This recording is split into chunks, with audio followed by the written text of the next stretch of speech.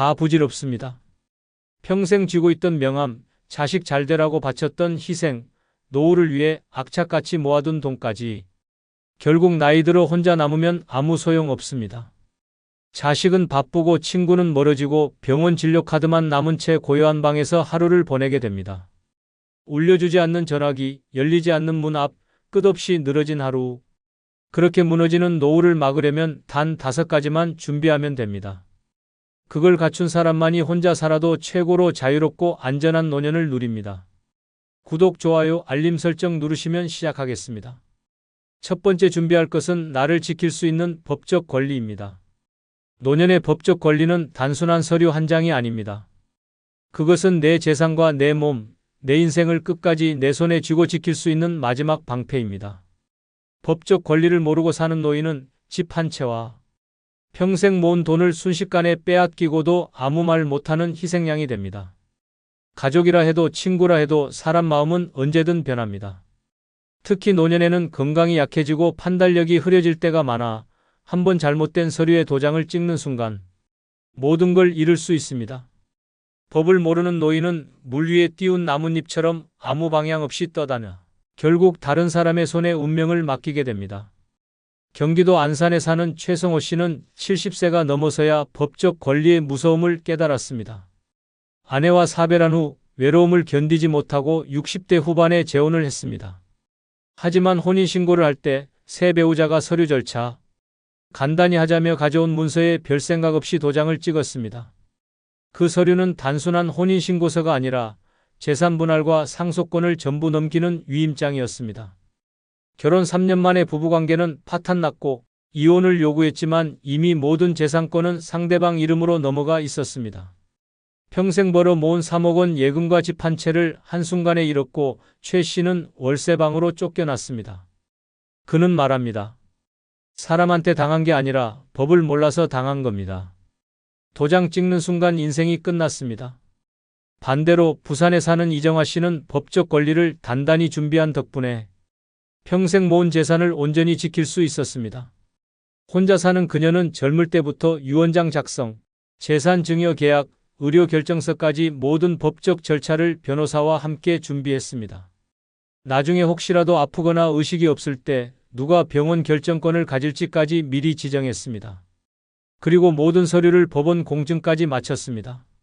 몇 해 전 먼 친척이 찾아와 집을 담보로 대출을 받아달라고 했지만 그녀는 법률 자문을 통해 단호히 거절했습니다. 서류 한 장 허투루 쓰지 않았고 모든 결정을 법적 틀 안에서만 움직였습니다. 지금 그녀는 여전히 자기 집에서 살며 통장과 재산 목록을 스스로 관리합니다. 그녀는 말합니다. 내 재산은 내가 지켜야 합니다. 법적 권리를 쥐고 있으면 누구도 함부로 못합니다. 서울 강북구의 박태수 씨 사례는 더 끔찍합니다. 그는 장남이 아버지 이름으로 된 집을 제 명의로 해두면 세금이 줄어든다는 말에 속아 소유권 이전 등기를 해줬습니다. 처음엔 가족이니 믿을 수 있다고 생각했지만 1년 후 아들이 그 집을 담보로 대출을 받고 원리금 상환이 밀리자 은행에서 경매에 넘겨버렸습니다. 결국 박 씨는 자신이 살던 집에서 강제로 퇴거당했고 남은 건 보증금도 없는 단칸방과 채무 독촉장이었습니다. 그는 씁쓸하게 말합니다. 가족이라 믿었는데 가족이 가장 먼저 등을 돌렸습니다. 내 잘못은 법적 절차를 몰랐던 겁니다. 하지만 대전의 김윤자 씨는 법적 준비 덕에 정반대의 삶을 살고 있습니다. 60대 초반에 홀로 된 그녀는 변호사 상담을 통해 모든 재산을 자신 명의로 굳게 묶었습니다. 자녀들에게 증여 계획은커녕 본인이 원할 때만 소액을 생활비로 지원했습니다. 혹시라도 혼수 상태에 빠질 경우를 대비해 연명의료 결정서와 신탁계약도 체결했습니다. 몇 년 전 친척이 접근해 투자 명목으로 거액을 요구했지만 그녀는 법적으로 계약을 피하며 단칼에 거절했습니다. 김 씨는 지금도 여유롭게 살며 자신이 원할 때 원하는 곳에 돈을 씁니다. 그녀는 말합니다. 내 권리를 내가 지키니까 마음이 이렇게 편합니다. 법이 나를 지켜줍니다. 나를 지킬 수 있는 법적 권리는 선택이 아니라 필수입니다. 서류 한 장, 도장 한 번이 평생의 자유와 재산을 갈라놓습니다. 법을 모르면 당하는 건 시간 문제이고 법을 알면 누구도 함부로 못합니다. 노년에 혼자 살며 최고의 삶을 원한다면 반드시 내 권리를 지키는 법적 무기를 손에 쥐어야 합니다. 그것이 당신 인생의 마지막 방패입니다. 두 번째 준비할 것은 빚 없는 깔끔한 재정 상태입니다. 노년의 빚은 단순한 숫자가 아니라 목줄을 죄는 족쇄입니다. 나이 들어서까지 채권자 전화를 받으며 눈치를 보고 은행 창구 앞에서 연체료를 계산하는 순간 인간으로서의 자존심은 무너집니다. 빚이 있으면 마음이 불안해 잠식당하고 모든 결정이 돈이라는 단어에 얽매입니다. 여행을 가고 싶어도 좋은 음식을 먹고 싶어도 심지어 아파도 병원 가는 것을 미루게 됩니다. 빚은 몸보다 마음을 먼저 병들게 합니다. 하루를 살아도 자유롭게 떳떳하게 살고 싶은 노년이라면 반드시 빚이라는 족쇄부터 끊어내야 합니다. 하지만 현실은 냉혹합니다. 빚을 끌어안은 채 노후를 맞이한 사람들의 인생은 끝없는 고통으로 이어집니다. 인천에 사는 이광수 씨는 50대 후반에 다니던 직장이 구조조정으로 사라지면서 생활비를 감당하기 위해 신용카드 현금 서비스에 손을 댔습니다. 조금만 버티면 다시 일할 수 있겠지라는 생각이었지만 일자리는 돌아오지 않았습니다. 그렇게 몇 년 만에 빚은 수천만 원으로 불어났고 이자는 그의 노후를 삼켜버렸습니다. 매달 나오는 국민연금 절반 이상이 이자로 빠져나가고 남은 돈으로는 전기가스요금과 최소한의 식비만 충당할 수 있었습니다. 친구들이 여행 가자는 연락을 해도 대꾸조차 못했고 심지어 손주 돌잔치에 가서도 축하금 몇만 원을 봉투에 넣으면서 얼굴이 화끈거렸습니다. 몸은 건강했지만 빚이 그의 발목을 잡아 결국 폐인처럼 집에만 틀어박혀 살게 만들었습니다. 반면 경남 창원에 사는 정혜순 씨는 정반대의 길을 걸었습니다. 젊을 때부터 빚은 독이라고 생각하며 집을 살 때도 대출 대신 작은 전셋집에서 시작했습니다. 남들이 새 차를 뽑고 해외여행을 다녀올 때도 그녀는 중고차를 몰고 근거리 여행만 다녔습니다. 하고 싶은 사업 제안이 들어와도 빚을 져야 한다면 단호히 거절했습니다. 주변에서는 너무 소심하다, 그렇게 살면 평생 가난하다고 손가락질했지만 그녀는 꿋꿋했습니다. 그 결과 60대가 된 지금 그녀는 큰 재산가는 아니지만 마음이 편안합니다. 국민연금과 소규모 상가 임대 수익으로 생활하고 병원비나 예상치 못한 지출이 생겨도 당황하지 않습니다. 손주 생일이면 직접 장난감과 용돈을 챙기고 봄이면 친구와 1박 여행을 다니며 내가 진짜 부자라고 말합니다. 빚이 없으니 돈이 많지 않아도 삶이 자유롭다는 걸 몸소 증명하고 있는 것입니다. 또 다른 사례는 극단적으로 대비됩니다. 서울 동대문구의 박준호 씨는 60세가 되던 해 노후 대비를 위해 부동산 투자에 나섰습니다. 하지만 시장 상황을 잘 알지 못한 채 무리하게 대출을 끌어다 투자했고 몇 년 뒤 부동산 가격이 폭락하자 대출 원리금 상환이 감당할 수 없는 수준이 됐습니다. 그때부터 시작된 건 지옥 같은 나날이었습니다. 매달 이자 갚느라 연금도 모자라서 결국 살던 집을 팔고 반지하 월세로 이사해야 했습니다. 빚 독촉 전화는 하루에도 몇 번씩 울렸고 박 씨는 전화를 받지 않기 위해 휴대폰 전원을 꺼놓고 지냈습니다. 빚 때문에 자식들에게 손 벌리기도 미안해졌고 사람들을 피하다 보니 사회와 완전히 단절됐습니다.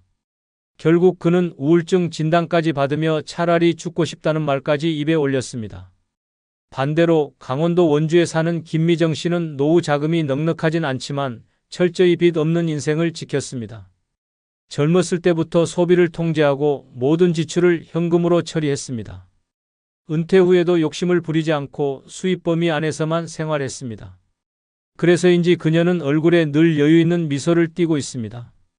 아침마다 동네 카페에서 커피를 마시며 신문을 읽고 가끔은 버스를 타고 시내를 나가 친구와 점심을 먹습니다. 내 통장에 남은 돈은 많지 않지만 갚아야 할 돈이 전혀 없다는 게 이렇게 행복한 줄 몰랐다며 웃는 그녀의 얼굴은 빚 없는 노년의 가치를 그대로 보여줍니다. 빚이 있는 노후와 빚이 없는 노후의 차이는 단순한 금액이 아닙니다. 빚이 있으면 하루하루가 불안과 수치심으로 물들지만 빚이 없으면 하루하루가 내 선택과 여유로 채워집니다. 노년에 혼자 살아도 당당하고 자유롭게 살고 싶다면 그 시작은 반드시 빚 없는 깔끔한 재정 상태에서 출발해야 합니다. 그것이야말로 노년을 지옥으로 만들지 않는 유일한 보험입니다.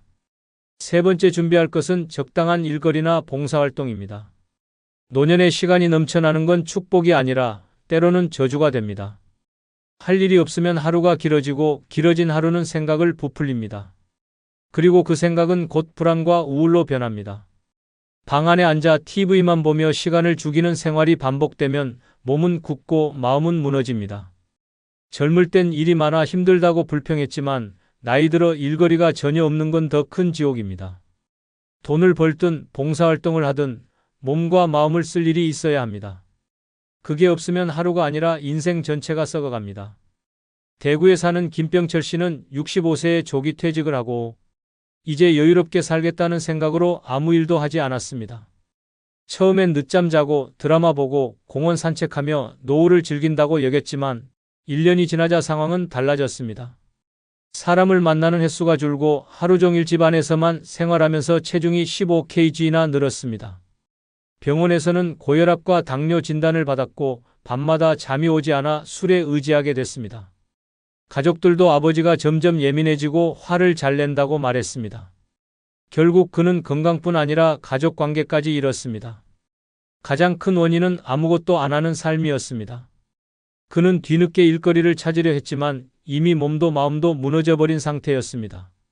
반대로 광주에 사는 박정자 씨는 은퇴 후 하루 4시간씩 지역 도서관에서 책 정리 봉사를 하고 있습니다.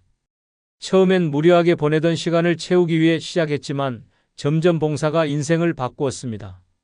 아이들이 건네는 고맙습니다라는 한마디, 함께 일하는 봉사자들과의 짧은 대화가 하루를 웃게 만들었습니다.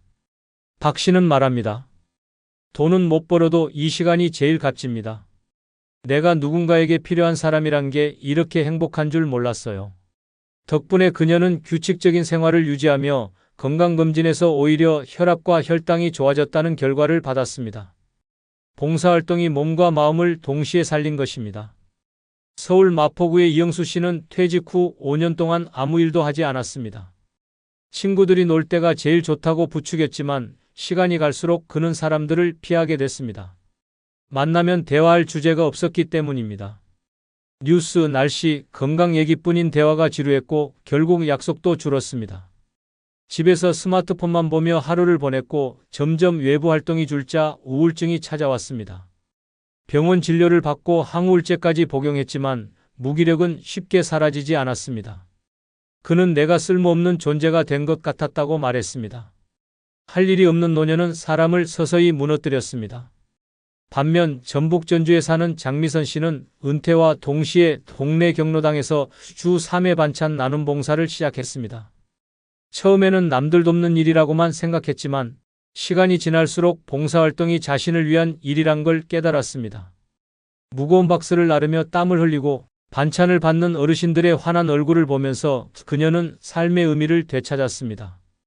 덕분에 하루를 규칙적으로 보내고 사람들과 웃고 대화하는 시간이 늘었습니다. 병원에서는 관절 건강이 오히려 좋아졌다고 했고 그녀 스스로도 몸이 살아나니 마음이 따라온다고 말했습니다. 봉사활동은 그녀에게 단순한 취미가 아니라 인생을 다시 움직이게 한 동력원이었습니다.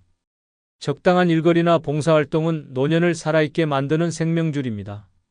몸을 움직이면 마음이 움직이고 마음이 살아나면 삶 전체가 달라집니다. 돈을 벌든 봉사를 하든 누군가에게 필요한 존재가 되는 순간 고립과 우울은 사라집니다.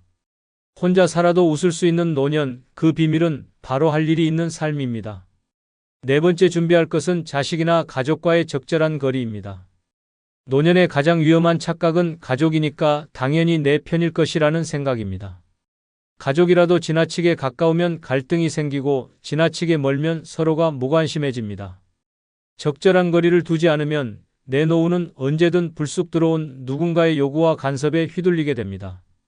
자식에게 경제적으로 의존하거나 가족 문제에 깊이 끼어드는 순간 내 인생의 중심은 사라지고 그들의 문제에 휘말려 허우적대게 됩니다.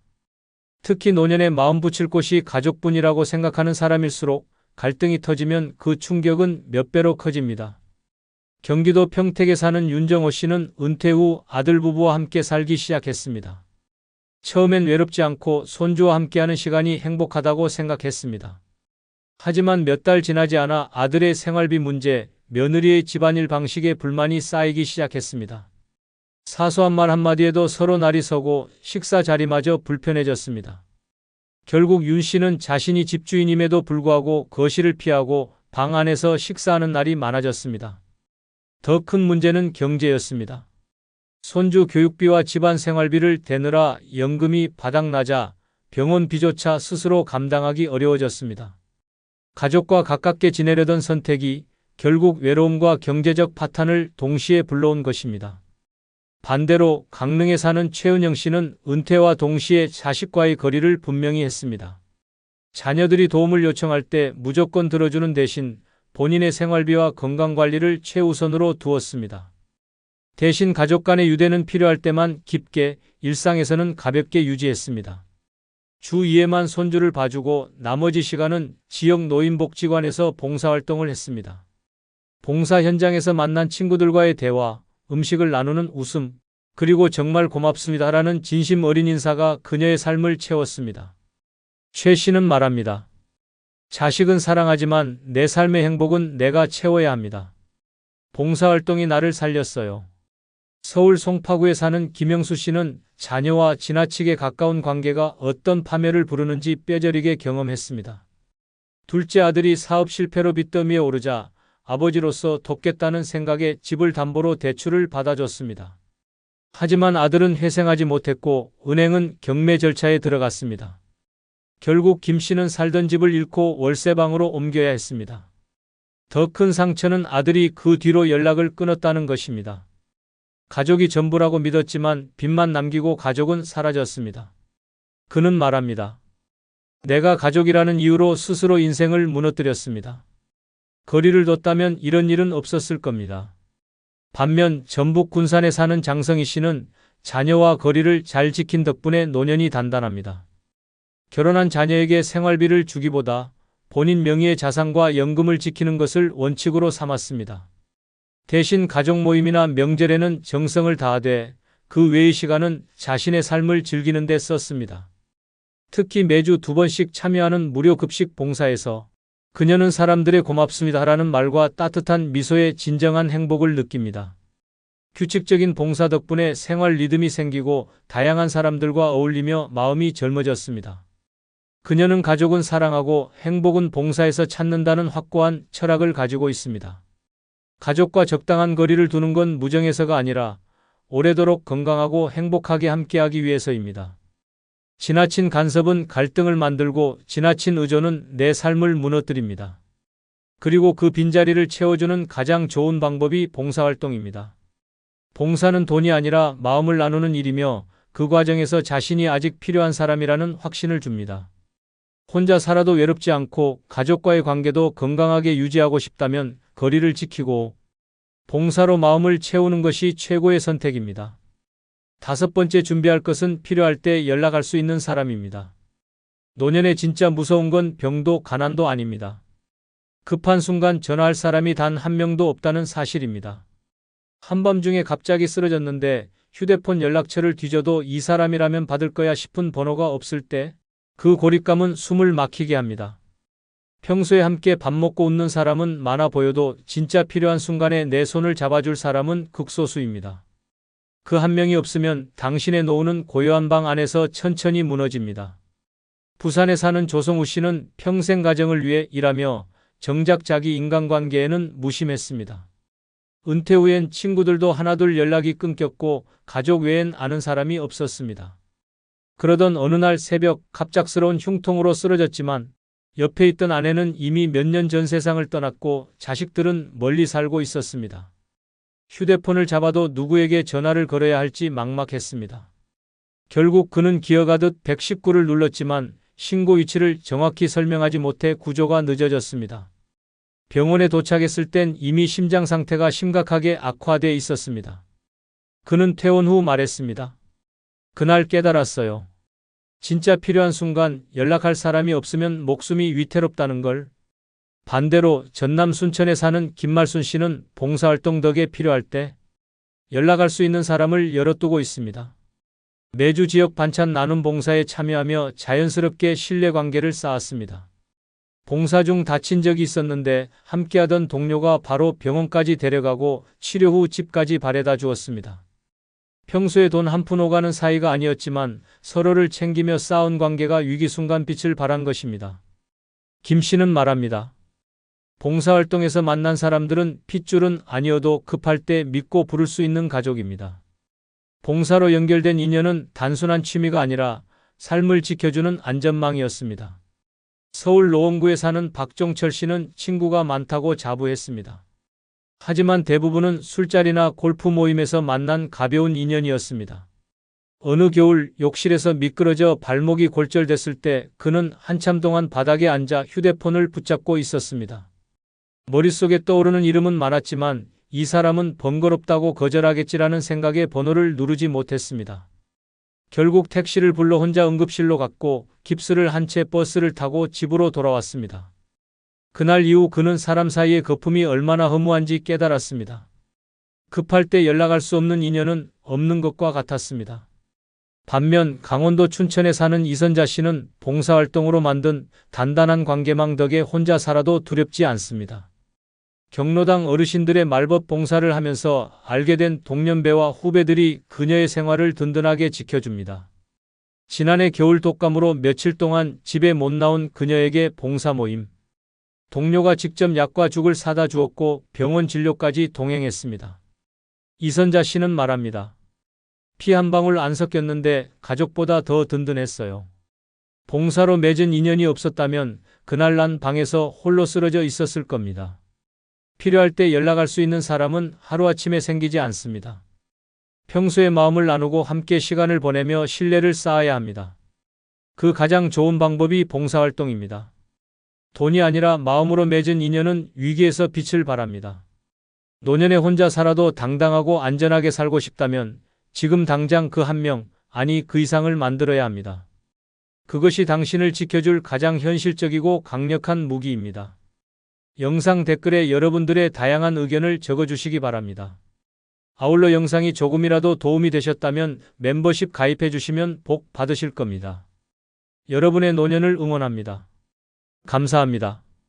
나이 들어 혼자 사는 건 외로움이 아니라 생존입니다. 그러나 준비 없이 맞이하면 그건 곧 천천히 진행되는 파멸뿐입니다. 아침에 눈을 떠도 일어날 이유가 없고 쓰러져도 찾아올 사람 없으며 통장엔 당장 쓸 돈 한 푼 없는 삶. 주변은 엉망, 하루는 무너지고 남의 일에 끼어든 죄로 인간관계까지 망가집니다. 노년에 혼자 잘 산다는 건 우연이 아니라 철저한 전략입니다. 오늘은 그 6가지 전략이 무엇인지 알아보겠습니다. 구독, 좋아요, 알림 설정 해주시면 시작하겠습니다. 노년에 혼자 잘 사는 첫 번째 방법은 나를 기쁘게 하는 작은 사치를 허락하는 것입니다. 평생 아껴 쓰고 참고 남을 먼저 챙기느라 내 욕심 한번 제대로 부려보지 못한 인생이라면 지금이 바로 그 빚을 스스로 갚아줄 때입니다. 문제는 많은 이들이 여전히 주머니 속 돈을 꼭 쥐고 나를 위해 쓰는 순간마저 죄책감을 느낀다는 것입니다. 그 습관이 노년을 고독하게 만들고 인생을 초라하게 끝내게 합니다. 작은 사치는 단순한 소비가 아닙니다. 나를 살아있게 만드는 산소이며 내 존재를 확인하는 선언입니다. 좋아하는 꽃 한 송이를 사는 것, 평소 눈여겨본 옷 한 벌을 사입는 것, 비싼 케이크 한 조각에 커피를 곁들이는 것도 모두 살아있음을 증명하는 행위입니다. 이 사소한 즐거움이 하루를 버티게 하고 내일을 기다리게 합니다. 반대로 혹시라도 나중에 필요할까 봐라는 이유로 끝없이 참고 아끼다 보면 그 나중은 오지도 않고 내 삶의 빛깔은 완전히 바래버립니다. 하지만 현실은 잔인합니다. 첫 번째 사례는 경기도 안성에 사는 박정순 씨의 이야기입니다. 평생 가난과 싸우며 살았던 그는 은퇴 후에도 사치를 죄악처럼 여겼습니다. 옷장은 수십 년 된 코트와 낡은 셔츠뿐, 외식은 김밥 천국이 전부였습니다. 아껴야 산다는 말이 습관처럼 입에 붙었지만 그 전략은 자신을 위한 것이 아니라 자식과 미래를 위한 것이었습니다. 결국 그는 건강이 급격히 나빠졌고 병원비로 수천만 원이 한 번에 나갔습니다. 평생 모은 돈이 단 몇 달 만에 사라졌고 남은 건 병실의 하얀 천장뿐이었습니다. 병상에 누워 박 씨는 중얼거렸습니다.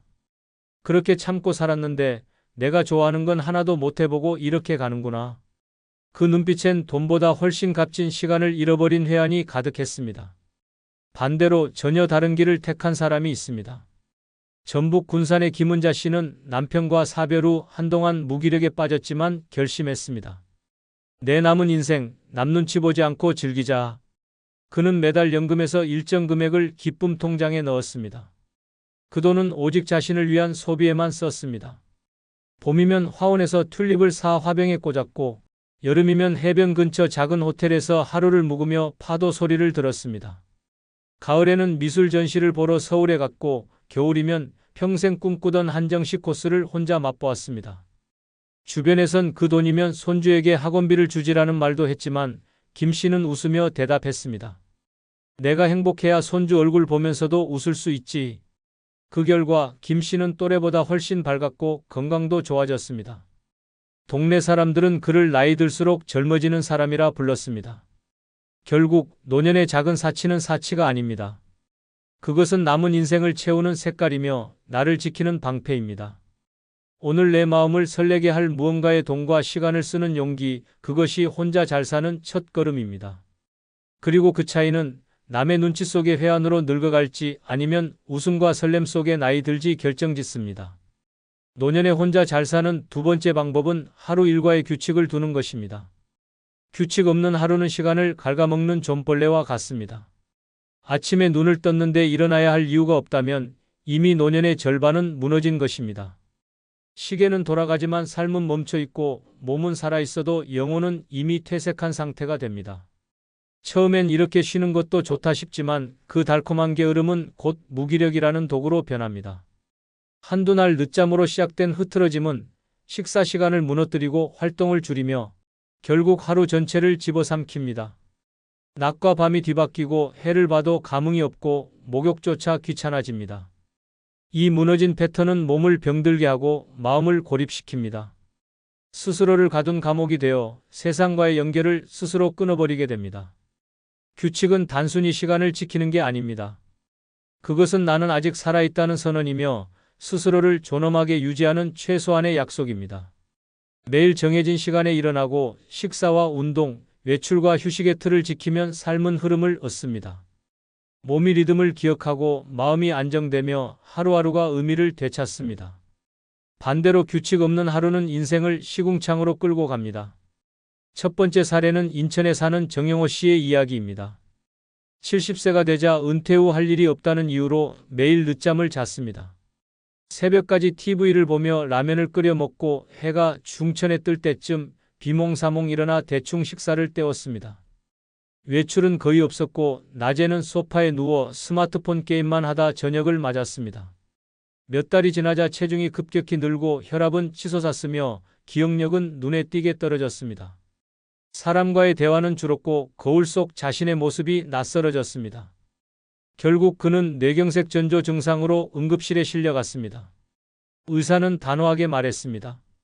이대로 살면 1년도 버티기 어렵습니다. 정 씨는 그제야 깨달았습니다. 규칙 없는 하루가 몸을 죽이고 마음을 썩히고 있었다는 사실을. 하지만 이미 건강은 되돌리기 어려운 상태였습니다. 그는 병상에서 친구에게 이런 말을 했습니다. 나는 시간을 죽인 게 아니라 시간이 나를 죽였어. 반대로 규칙 있는 하루로 인생을 다시 쥔 사람도 있습니다. 경남 진주에 사는 김미자 씨는 남편과 사별한 후 몇 달간 무너졌습니다. 하루 종일 잠옷 차림으로 집안에만 있었고 끼니도 대충 때웠습니다. 하지만 어느 날 거울 속 초라한 자신을 보고 결심했습니다. 내가 나를 버리면 아무도 지켜주지 않는다.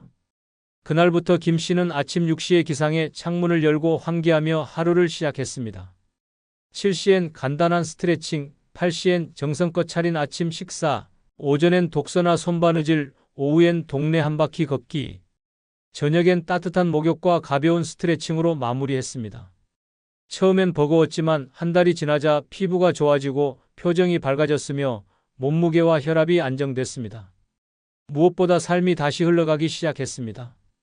이웃들은 왜 이렇게 젊어졌냐고 물었고 김 씨는 웃으며 대답했습니다. 규칙이 나를 살렸어요. 하루를 잡으니 인생이 잡히더군요. 결국 노년의 하루는 어떻게 보내느냐에 따라 남은 인생의 가치를 결정합니다. 무너진 하루는 삶을 좀먹지만 규칙 있는 하루는 생명을 되살립니다. 당신의 하루는 지금 흐르고 있습니까? 썩어가고 있습니까? 그 선택은 오직 당신 손에 달려 있습니다.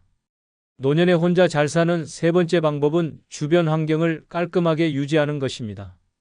어질러진 방은 단순히 보기 싫은 공간이 아니라 마음을 무너뜨리고 인생을 갉아먹는 독입니다. 바닥에는 먼지가 쌓이고 싱크대에는 설거지거리가 며칠째 방치되고 옷더미가 방 한쪽을 점령한 채 썩어가면 그 공간에서 사는 사람도 똑같이 무너집니다. 시야에 보이는 모든 혼란은 뇌를 피곤하게 만들고 의욕을 앗아가며 결국 삶 자체를 포기하게 합니다. 깔끔함은 사치가 아닙니다. 그것은 건강이고 생존이고 존엄입니다. 지저분한 환경은 곰팡이와 해충을 불러오고 공기를 탁하게 만듭니다. 여름엔 냄새가 썩은 듯 진동하고 겨울엔 눅눅한 먼지가 기침을 유발합니다. 무엇보다 어질러진 집은 외부와의 연결을 끊게 합니다. 누군가 찾아온다고 하면 불안부터 앞서고 결국 사람을 피하게 됩니다. 그렇게 고립된 채 쓰레기 더미 속에서 몸과 마음이 함께 병들어갑니다. 반대로 깨끗한 집은 사람을 초대하게 만들고 나 자신에게도 나는 아직 살아있다는 신호를 보냅니다. 첫 번째 사례는 충격적입니다. 경북 구미에 사는 박춘배 씨는 아내와 사별한 후 집안일에 손을 놓았습니다. 처음엔 설거지를 미루는 정도였지만 점점 빨래도 하지 않고 쓰레기 버리는 날도 놓치기 시작했습니다.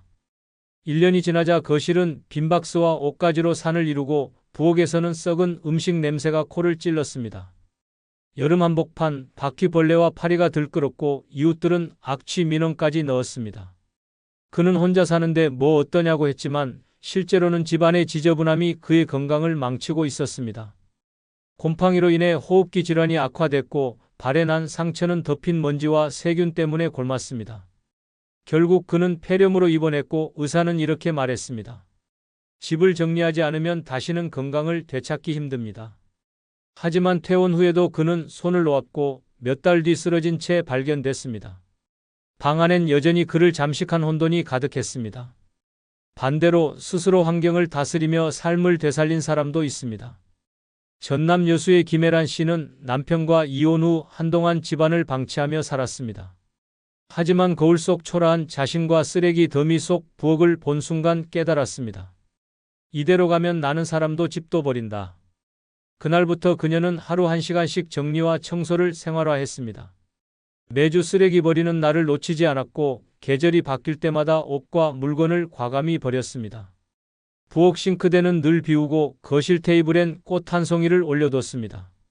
처음엔 단순한 청소였지만 어느새 마음까지 맑아졌습니다. 깨끗한 공간에서 커피를 마시는 순간 그녀는 혼자 살아도 이렇게 행복할 수 있구나라는 확신을 얻었습니다. 그 후로 그녀의 집은 친구들이 먼저 놀러오고 싶어하는 공간이 됐고 그녀 스스로도 외출과 모임을 즐기게 됐습니다. 노년에 혼자 산다는 건 결국 내가 사는 공간이 곧 나 자신이 된다는 뜻입니다. 주변 환경을 버려두면 인생도 버려지고 깔끔하게 가꾸면 하루가 달라집니다. 지금 당신의 방이 곧 당신의 내면입니다. 그 방이 지옥인지 안식처인지는 오직 당신의 선택에 달려 있습니다.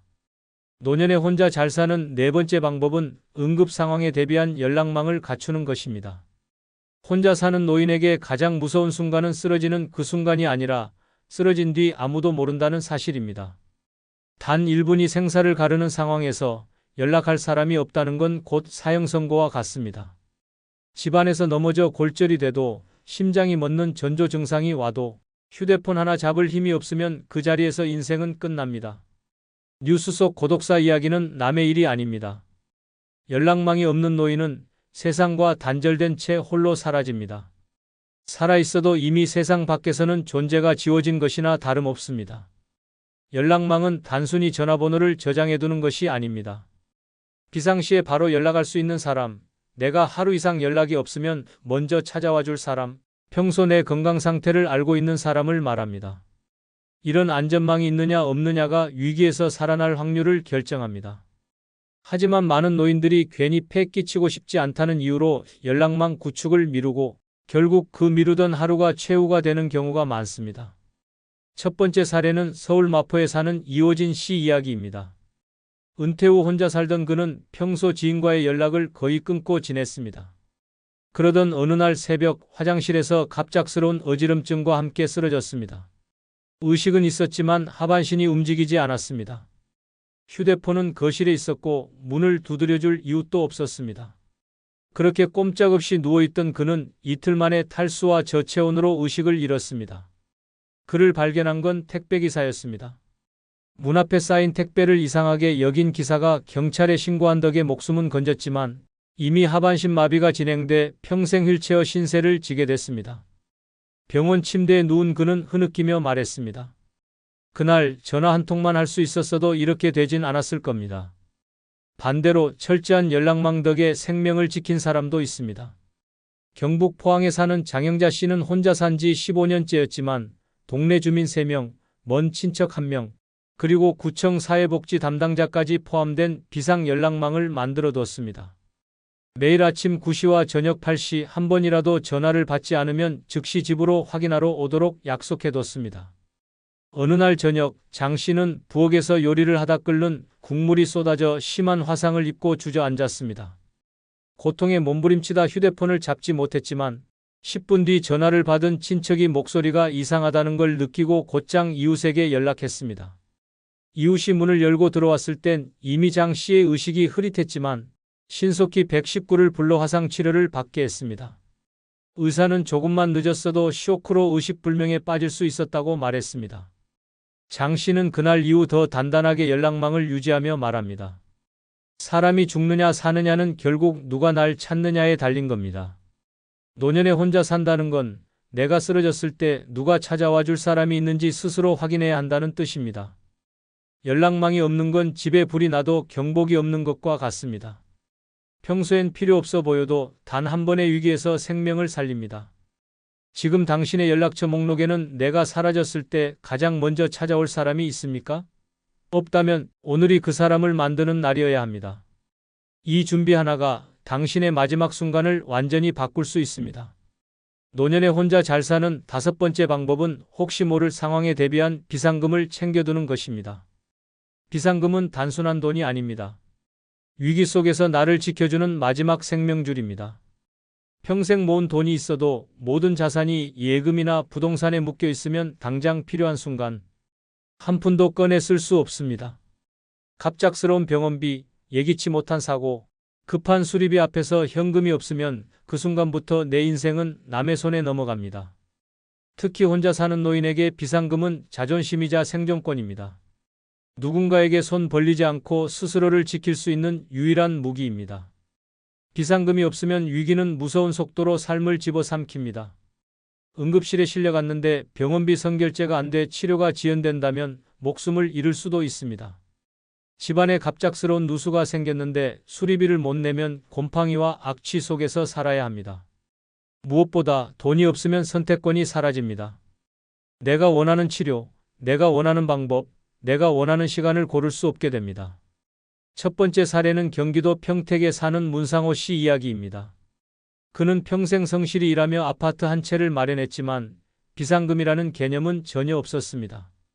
돈은 은행에 있어도 되는 거지라고 생각했지만 문제는 그 은행 계좌가 정기예금으로 묶여 있었고 중도 해지 시 큰 손해가 나는 상황이었습니다.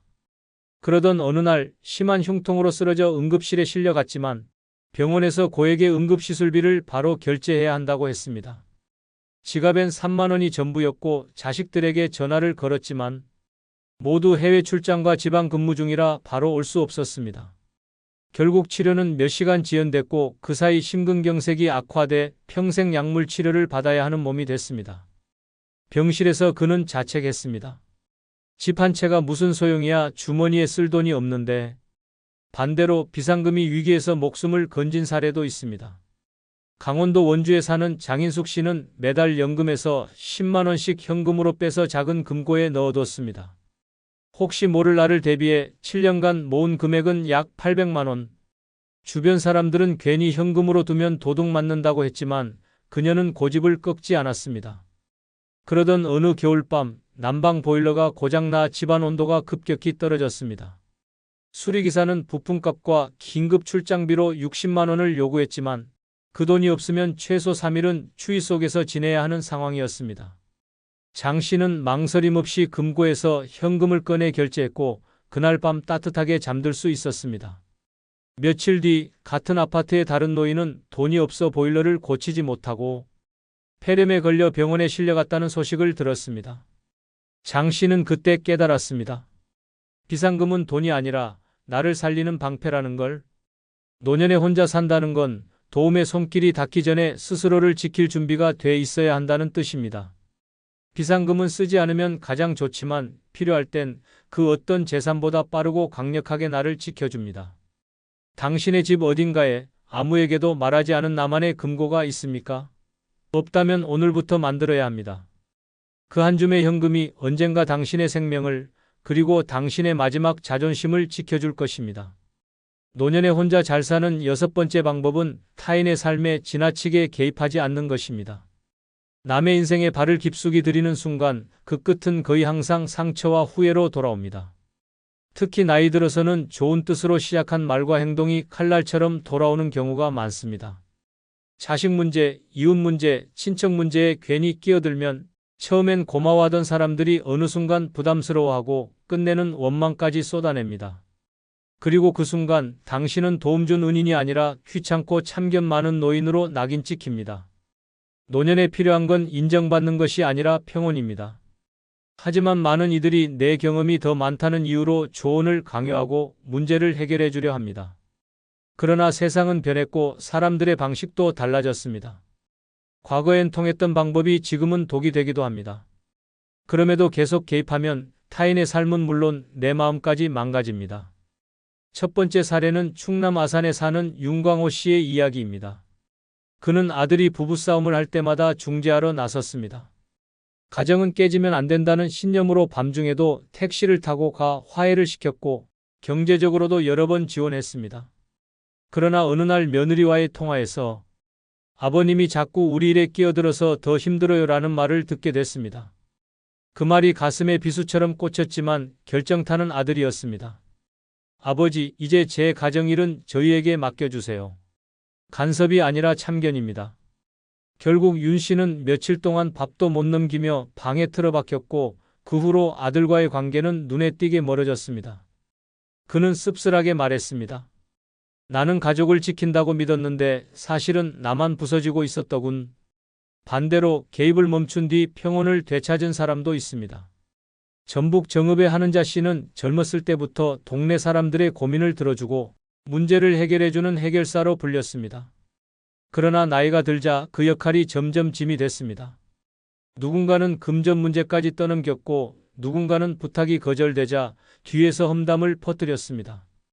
결국 한 씨는 마음을 단단히 먹고 이렇게 선언했습니다. 이제부터는 내 일 아니면 모르는 일. 처음엔 주변에서 서운해했지만 시간이 지나자 오히려 관계가 깔끔해졌습니다. 남의 문제에 감정 소모할 일이 줄어드니 혈압이 안정되고 표정이 부드러워졌습니다. 대신 그녀는 그 시간과 에너지를 여행과 취미생활에 쏟았습니다. 1년 뒤 그녀는 이렇게 말했습니다. 남의 인생에 덜 얽히니 내 인생이 비로소 살아나더군요. 노년의 타인의 삶에 지나치게 개입하는 건 불필요한 적을 만드는 것과 같습니다. 도와준다고 시작했지만 결국 원망만 남고 관계가 무너집니다. 혼자 잘 산다는 건 고립이 아니라 내 경계를 지키며 평온을 지킨다는 뜻입니다. 당신의 평화를 위협하는 건 외부의 적이 아니라 스스로 열어준 그 경계일 수 있습니다. 오늘부터 그 문을 닫으십시오. 그 순간 남은 인생이 훨씬 가벼워지고 훨씬 안전해집니다. 한번 냉정히 생각해 보십시오. 결국 우리는 모두 혼자가 됩니다. 자식도 배우자도 친구도 언젠가는 곁을 떠납니다. 장례식장에 조문객은 많아도 노인의 병실은 늘 텅 비어 있습니다. 전화벨은 울리지 않고 문 두드리는 소리는 사라집니다. 그렇게 홀로 남겨진 순간 준비하지 못한 사람은 무너지고 준비한 사람은 살아남습니다. 돈이 있어도 건강이 조금 남아 있어도 마음이 준비되지 않으면 노후는 지옥입니다. 그러나 단단히 대비한 사람은 외로움조차 두렵지 않습니다. 오늘 전할 6가지 생존법은 단순한 조언이 아닙니다. 노년의 존엄을 지키느냐, 무너져 비참하게 사라지느냐를 가르는 칼날 같은 진실입니다. 끝까지 보셔야 살아남을 수 있습니다. 첫 번째, 빚 없는 삶을 목표로 남은 대출을 빨리 갚는 법입니다. 빚은 노후를 좀먹는 독입니다. 나이가 들수록 필요한 건 돈이 아니라 자유인데 대출이 남아있다면 그 자유는 단단히 묶인 족쇄일 뿐입니다. 매달 꼬박꼬박 빠져나가는 이자만 봐도 숨이 턱 막히고 통장에 찍힌 마이너스 잔액은 노후의 자존심을 갈갈이 찢어 놓습니다. 그러니 남은 대출을 최대한 빨리 갚는 것, 그것이 진짜 노후 생존법입니다. 하지만 문제는 이 단순한 진리를 무시하다가 지옥 같은 노후로 떨어진 사람들이 너무 많다는 사실입니다.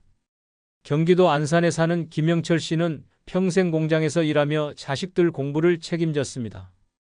그러나 집 한 채 마련하려 무리해서 대출을 받았습니다. 퇴직 후 연금이 나오기 시작했지만 매달 연금의 절반이 대출 이자로 빠져나갔습니다. 아픈 무릎 때문에 병원에 가야 했지만 병원비조차 아까워 버텼습니다. 결국 무릎은 망가지고 거동이 불편해졌습니다. 그렇게 되자 자식들도 슬쩍 거리를 두었습니다. 아버지, 저희도 힘들어요. 차갑게 들려오는 말에 가슴이 무너졌습니다. 결국 그는 집을 팔고 월세방으로 옮겨야 했습니다. 대출을 빨리 갚지 못한 대가였습니다. 반대로 충북 제천에 사는 박상호 씨는 달랐습니다. 그는 평생 대출을 빚에 사슬이라 여겼습니다. 퇴직 전에 가진 빚을 모두 갚기 위해 허리띠를 졸라맸습니다. 친구들이 해외여행을 갈 때도 자식 결혼식에 과한 지원을 하지도 않았습니다. 대신 빚을 끊어내는 데 집중했습니다. 은행의 채무증명서에서 영원이라는 글자를 확인한 날 그는 말했다고 합니다. 이제야 숨이 쉬어진다. 지금은 국민연금으로 소박하게 살지만 남는 게 바로 자유였습니다. 병원에 갈 때도 여행을 떠날 때도 그 어떤 눈치도 보지 않습니다. 서울 강동구의 이순자 씨는 정반대의 길을 걸었습니다. 자식이 사달라는 아파트 청약 통장을 대신 내주기 위해 노후자금을 털어 대출을 보증해 주었습니다. 처음엔 효녀 소리 들으며 뿌듯했습니다. 하지만 몇 년 뒤 자식의 사업이 망하면서 대출금이 고스란히 본인 책임으로 돌아왔습니다. 그때부터 악몽이 시작됐습니다. 매달 이자 독촉장이 날아들었고 전화벨 소리만 들어도 가슴이 쿵 내려앉았습니다.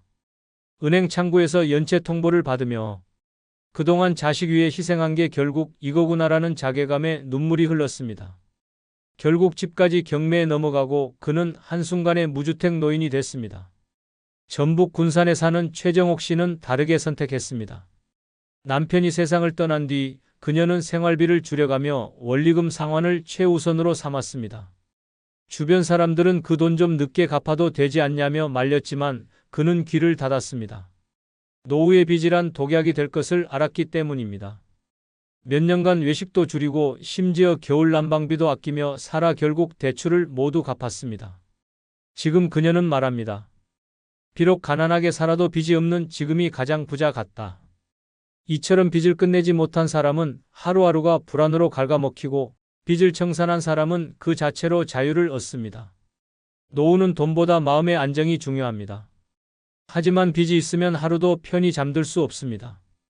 내일 또 어떤 고지서가 날아올지, 어떤 독촉 전화가 울릴지 끊임없이 가슴을 죄어옵니다. 반대로 대출이 영원이 된 순간 삶은 달라집니다. 남 눈치 보지 않고 자식에게 손 벌리지 않고 내가 하고 싶은 선택을 내 힘으로 할 수 있습니다. 빚은 단순히 돈의 문제가 아닙니다. 그것은 노년의 존엄을 앗아가는 무서운 괴물입니다. 그러니 늦기 전에 결심해야 합니다. 남은 대출을 최대한 빨리 갚고 빚 없는 삶을 만드는 것. 그것이 진짜 현명한 노후 생존법입니다. 두 번째, 작은 건강 이상도 미루지 않고 바로 돌보는 법입니다. 노후의 가장 무서운 적은 큰 병이 아니라 작은 증상을 방치하는 것입니다. 가볍게 생각한 두통, 그냥 넘긴 속쓰림, 대수롭지 않게 여긴 기침이 결국 돌이킬 수 없는 병으로 자라납니다. 나이든 몸은 신호를 보냅니다. 그런데 그 신호를 무시하는 순간 삶은 무너집니다. 서울 도봉구에 사는 김순자 씨는 늘 위가 약했습니다. 속이 더부룩하고 체한 듯한 느낌이 잦았지만 나이 탓이라며 소화제를 먹고 넘겼습니다. 몇 달 뒤 갑자기 극심한 복통으로 응급실에 실려갔습니다. 결과는 위암 말기였습니다. 치료비는 눈덩이처럼 불어났고 체력은 버텨내지 못했습니다. 그녀는 눈물로 말했습니다. 그때 병원에만 갔어도 살았을 텐데. 사소한 증상이라 무시했던 결과가 삶을 송두리째 앗아간 것입니다. 반대로 충남 아산에 사는 박영수 씨는 달랐습니다. 평소 혈압이 조금만 올라가도 곧바로 병원을 찾았습니다. 주변 사람들은 괜히 호들갑 떤다고 비웃었지만 그는 아랑곳하지 않았습니다. 정기검진에서 작은 협착 증상이 발견됐고 조기에 스텐트 시술을 받았습니다. 만약 몇 달만 미뤘다면 대동맥 파열로 생명을 잃을 뻔했습니다. 그는 지금도 말합니다. 사람들이 놀려도 병원은 가야 한다. 살아있어야 뭐라도 하지 않겠나? 경기도 용인에 사는 최은희 씨는 목에 멍울이 잡혔습니다. 하지만 별다른 통증이 없어 그냥 두었습니다. 괜찮겠지라는 안일함이 화를 불렀습니다. 반년 뒤 목이 부어 숨쉬기조차 힘들어졌을 때 병원에 갔습니다. 이미 갑상선암이 전이된 상태였습니다. 수술 후에도 합병증으로 평생 약을 먹으며 살아야 했습니다. 그녀는 후회했습니다. 그 작은 멍울을 바로 잡았더라면 지금 이 고생은 안 했을 텐데. 전북 정읍에 사는 장동수 씨는 작은 신호에도 예민했습니다. 새벽마다 가슴이 답답해지는 증상이 생기자 곧바로 진료를 받았습니다. 검사 결과 협심증 초기였고 약물 치료만으로 호전될 수 있었습니다. 이후 그는 운동과 식습관을 고쳐 건강을 유지했습니다. 지금도 친구들과 등산을 다니며 웃습니다. 그는 말합니다. 내가 병원을 귀찮아했으면 지금쯤 무덤에 누워 있었을 거다. 사람들은 흔히 말합니다. 나이 들어서 여기저기 안 아픈 데가 어디 있냐. 그러나 바로 그 생각이 노후를 파괴합니다. 작은 증상은 단순한 노화가 아니라 경고 신호입니다. 그 신호를 무시하는 건 불난 집에 기름을 붓는 것과 같습니다. 병은 기다려주지 않습니다. 오늘의 작은 통증이 내일에 돌이킬 수 없는 죽음으로 변합니다. 노후는 이미 약해진 몸으로 버티는 시간입니다. 그렇기에 더욱 작은 이상을 방치해서는 안 됩니다. 돈이 아깝다고, 귀찮다고 혹은 단순한 노화라고 치부하다가 생명을 내던지는 노인들이 너무 많습니다. 반대로 작은 신호에 민감하게 대응한 이들은 여전히 활기찬 노후를 살고 있습니다. 결국 차이는 단순합니다.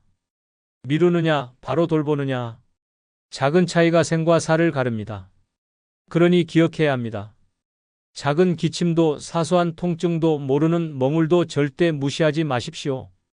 바로 병원에 가는 것. 그것이 노후를 지켜내는 가장 현명한 생존법입니다. 세 번째, 나를 무시하는 사람과는 인연을 끊는 법입니다. 노후의 가장 무서운 독은 병이 아니라 인간관계의 상처입니다. 나를 무시하고 깔보는 사람 곁에 있으면 하루하루가 지옥이 됩니다. 그들의 말 한마디, 눈빛 하나가 내 자존심을 송두리째 무너뜨립니다. 나이 들어 존엄을 지켜야 할 시기에 오히려 가장 가까운 사람에게 모욕당하며 살아가는 노인은 결국 무너집니다. 그러니 무조건 잘라내야 합니다. 나를 무시하는 사람과의 관계는 독이고 노후 생존을 갉아먹는 칼입니다. 경기도 의정부에 사는 박정자 씨는 남편과 사별한 뒤 자식 집에 들어갔습니다. 처음엔 효도받는 줄 알았습니다. 하지만 시간이 갈수록 며느리의 눈빛이 달라졌습니다. 어머니, 또 반찬 흘리셨어요? 도대체 왜 이렇게 눈치가 없으세요? 밥상 앞에서 매번 들려오는 그 말들이 박정자 씨의 가슴을 찔렀습니다. 자식 앞에서조차 무시당하는 순간 그녀는 더 이상 집안의 어른이 아니었습니다. 그 집에 있는 시간이 길어질수록 몸은 위축되고 말수가 줄고 결국 병원 진단에서 우울증 판정을 받았습니다. 나를 무시하는 사람 곁에 머문 대가였습니다. 반대로 부산 해운대에 사는 김동혁 씨는 달랐습니다. 친구들과 술자리에 나갈 때마다 그는 늘 무시당했습니다. 넌 은퇴했잖아. 너 같은 백수는 모르면 가만히 있어. 술잔을 기울일 때마다 들려오는 비아냥에 처음엔 껄껄 웃고 넘겼습니다. 하지만 점점 견딜 수 없었습니다. 결국 그는 단호히 말했습니다. 난 이제 너희랑 어울리지 않겠다. 연락을 끊고 대신 동네서의 동호회에 들어갔습니다. 놀랍게도 그곳에선 한 번도 무시당하지 않았습니다. 오히려 그의 열정을 존중해 주었고 그의 인생은 다시 활력을 찾았습니다. 김동혁 씨는 말했습니다. 무시하는 놈들과 어울리는 것보다 새로운 사람들과 웃는 게 훨씬 낫다. 서울 강북구에 사는 이영희 씨는 자식들에게조차 무시당했습니다. 용돈을 조금이라도 달라 하면 엄마, 돈 좀 아껴 쓰세요라는 핀잔이 돌아왔습니다. 명절에 준비한 음식도 왜 이렇게 짜냐, 왜 이렇게 오래된 냄새가 나냐는 말만 들었습니다. 결국 그녀는 자식에게 기대려는 마음을 끊었습니다. 혼자 월세방을 얻어 나와 살았습니다. 처음엔 두려웠지만 시간이 갈수록 자유로웠습니다. 아무도 그녀를 무시하지 않았고 그녀는 당당히 말했습니다. 혼자가 훨씬 낫다. 무시받느니 차라리 혼자가 낫다. 반대로 충남 논산의 정혜수 씨는 끝내 끊어내지 못했습니다. 자식이 무시하는 걸 알면서도 그래도 내 자식이니까라는 생각으로 버텼습니다. 매번 밥상 앞에서 들려오는 핀잔, 손주들 앞에서조차 당하는 무시는 그를 점점 무너뜨렸습니다. 결국 건강은 악화되고 병원에서마저 지속적 스트레스성 위염이라는 진단을 받았습니다. 그는 퇴원하며 말했습니다. 내가 용기 내서 끊었다면 지금처럼 초라하지 않았을 텐데. 노후의 인연은 단순해야 합니다. 나를 존중하는 사람과만 이어가고 나를 무시하는 사람과는 반드시 끊어야 합니다. 무시와 멸시는 독보다 빠르게 노년을 좀먹습니다. 자존심이 무너지면 삶 전체가 무너집니다. 반대로 존중 속에 살면 가진 게 없어도 당당합니다. 결국 차이는 선택입니다. 무시받으며 살 것인지 당당하게 살 것인지 늦기 전에 결단해야 합니다. 나를 무시하는 사람과는 단호히 인연을 끊는 것, 그것이 현명한 노후 생존법입니다. 네 번째, 죽음을 자연스럽게 받아들이는 법입니다. 노후의 가장 큰 공포는 죽음입니다. 그러나 죽음을 두려워할수록 삶은 비참해집니다.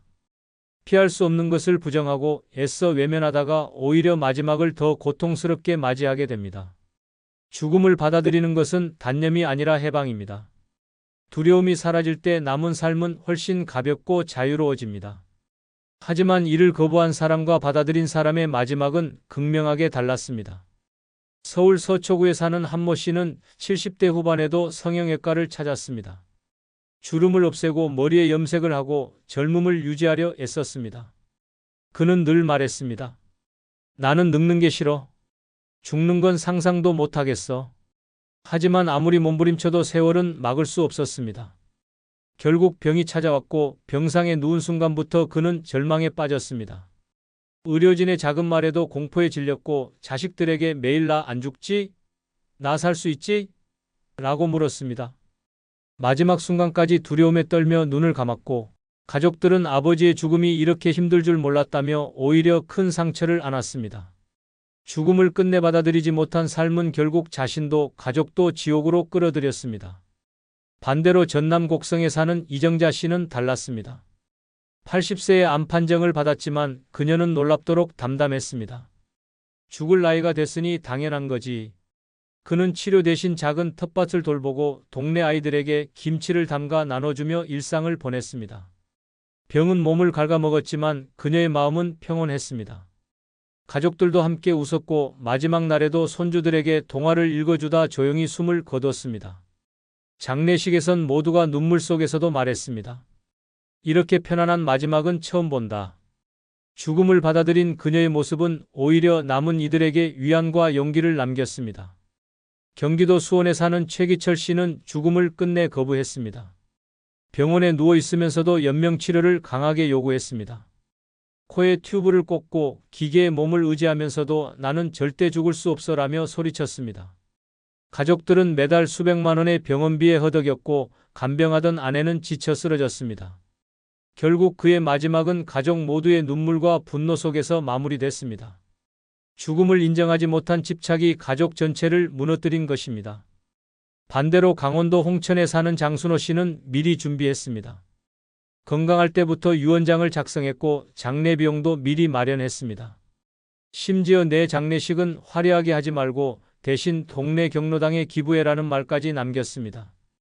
병이 찾아왔을 때 그는 두려워하지 않았습니다. 남은 날 동안 친구들과 술 한잔 나누고 아내와 손잡고 마을을 산책했습니다. 숨을 거둔 날에도 얼굴엔 미소가 남아 있었습니다. 가족들은 말했습니다. 아버지는 떠났지만 우리 마음은 평온하다. 죽음을 준비한 사람의 마지막은 이렇게 아름다웠습니다. 노후의 생존법은 오래 사는 것이 아닙니다. 두려움 없이 편안히 사는 것입니다. 그리고 그 시작은 죽음을 자연스럽게 받아들이는 태도입니다. 피할 수 없는 것을 두려워하지 마십시오. 당당히 맞이할 준비를 하십시오. 그래야 마지막까지 삶다운 삶을 살 수 있습니다. 죽음을 자연스럽게 받아들이는 것, 그것이 현명한 노후 생존법입니다. 5번째, 음식은 가공식품보다 자연식을 선택하는 법입니다. 노후의 몸은 이미 약해져 있습니다. 그런데도 가공식품을 입에 달고 살면 그 순간부터 몸은 서서히 독에 잠식됩니다. 편하다는 이유로, 싸다는 이유로, 시간이 없다는 이유로 고른 그 한 끼가 결국 내 몸을 무너뜨립니다. 반대로 자연식은 노년의 마지막 생명줄입니다. 땅에서 난 채소, 제철 과일, 소박한 잡곡밥이야말로 긴 인생 끝자락을 지켜주는 방패입니다. 하지만 이 단순한 진실을 무시한 사람과 지킨 사람의 삶은 극명하게 갈렸습니다. 서울 영등포에 사는 최영호 씨는 늘 편의점 도시락으로 끼니를 때웠습니다. 아침엔 삼각김밥, 점심엔 햄버거, 저녁엔 라면이 일상이었습니다. 그는 말했습니다. 늙어서 뭐하러 신선한 거 챙겨 먹어. 그냥 배만 채우면 되지. 하지만 몇 년이 지나자 혈압은 치솟고 혈당은 위험 수치까지 올랐습니다. 결국 뇌졸중으로 쓰러졌습니다. 병원 침대 위에서 그는 눈물을 흘리며 말했습니다. 그냥 밥만 제대로 먹었어도 이렇게는 안 됐을 텐데. 가공식품에 의존한 노후는 결국 고통뿐이었습니다. 반대로 강원도 평창에 사는 김명자 씨는 달랐습니다. 자식들이 가져다주는 과자와 빵을 정중히 거절하고 텃밭에서 기른 상추와 깻잎으로 매일 밥상을 차렸습니다. 반찬은 된장국, 제철 나물, 작은 생선 한 토막이 전부였습니다. 하지만 놀라운 건 그녀의 건강이었습니다. 80이 넘은 나이에도 혈압약 한 알 먹지 않았고 병원 의사조차 고개를 저으며 말했습니다. 비결이 뭐냐고 묻는 사람들이 많을 겁니다. 그녀는 단순하게 대답했습니다.